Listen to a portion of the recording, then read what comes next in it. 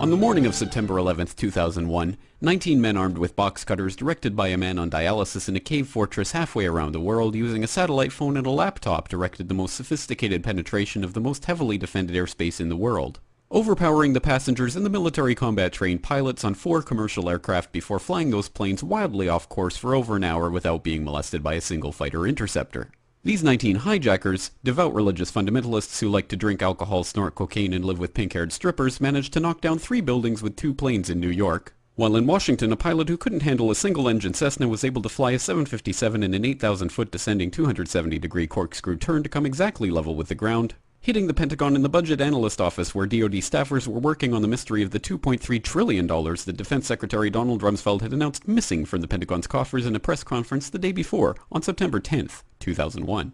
Luckily, the news anchors knew who did it within minutes. Osama bin Laden. The pundits knew within hours. Osama bin Laden.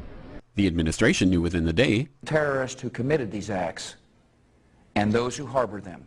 And the evidence literally fell into the FBI's lap. That a hijacker's passport was found blocks from the World Trade Center crash site, if you can believe that. But for some reason, a bunch of crazy conspiracy theorists demanded an investigation into the greatest attack on American soil in history. That investigation was delayed, underfunded, set up to fail, a conflict of interest, and a cover-up from start to finish. It was based on testimony extracted through torture, the records of which were destroyed.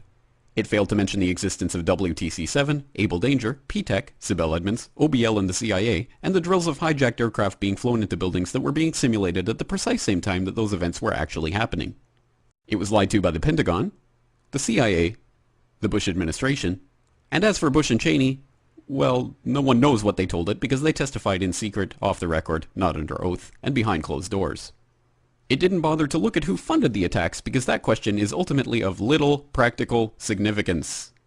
Still, the 9/11 Commission did brilliantly answering all of the questions the public had, except most of the victims' family members' questions, and pinned blame on all the people responsible, although no one so much as lost their job, determining the attacks were failure of imagination. Because nobody in our government, at least, and I don't think the prior government that could envision flying airplanes into buildings. Except the Pentagon, FEMA, NORAD, and the NRO. The DIA destroyed 2.5 terabytes of data on Able Danger, but that's okay because it probably wasn't important. The SEC destroyed their records on the investigation into the insider trading before the attacks, but that's okay because destroying the records of the largest investigation in SEC history is just part of routine record keeping. NIST has classified the data that they used for their model of WTC-7's collapse, but that's okay because knowing how they made their model of the collapse would jeopardize public safety. The FBI has argued that all material related to their investigation of 9/11 should be kept secret from the public, but that's okay because the FBI probably has nothing to hide. This man never existed, nor is anything he had to say worthy of your attention, and if you say otherwise, you are a paranoid conspiracy theorist and deserve to be shunned by all of humanity. Likewise him, and her, and her, and her, and him. Osama bin Laden lived in a cave fortress in the hills of Afghanistan, but somehow got away. Then he was hiding out in Tora Bora, but somehow got away. Then he lived in Abbottabad for years, taunting the most comprehensive intelligence dragnet employing the most sophisticated technology in the history of the world for a decade, releasing video after video with complete impunity and getting younger and younger as he did so, before finally being found in a daring SEAL team raid which wasn't recorded on video, in which he didn't resist or use his wife as a human shield, and in which these crack special forces operatives panicked and killed this unarmed man, supposedly the best source of intelligence about those dastardly terrorists on the entire planet. Then they dumped his body in the ocean before telling anyone about it. Then a couple dozen of that team's members died in a helicopter crash in Afghanistan.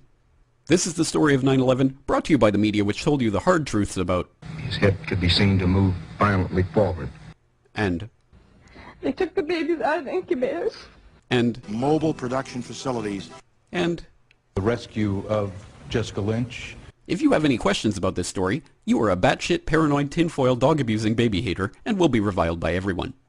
If you love your country and or freedom, happiness, rainbows, rock and roll, puppy dogs, apple pie, and your grandma, you will never ever express doubts about any part of this story to anyone. Ever. This has been a public service announcement by the Friends of the FBI, CIA, NSA, DIA, SEC, MSM, White House, NIST, and the 9/11 Commission. Because ignorance is strength.